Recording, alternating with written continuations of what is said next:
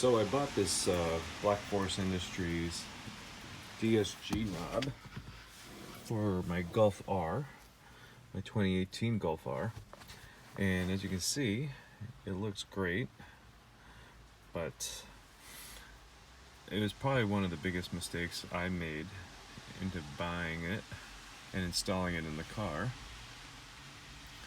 because it is hard to lift up and release, and you always have to push it down where it should automatically return to its position. I thought it looked good. Obviously I got with the Alcantara finish, but I don't think I would ever do it again, and I'm kind of considering of reinstalling the original stock shift knob. It's just a real pain in the butt, and always worried that it just might come off. I've tried readjusting the threads that are inside the shift boot. I've tried a little bit of everything, even squaring a little WD-40 in there to help it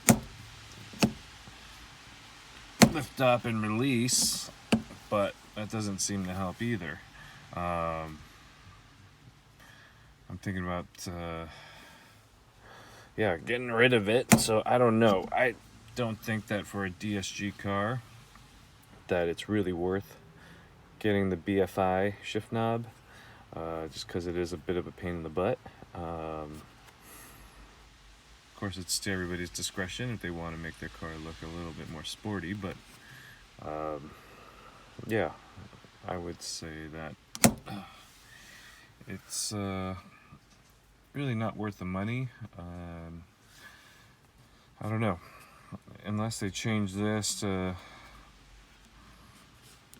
be a little bit more efficient or a little bit easier to use. Yeah, I would suggest that you don't do it.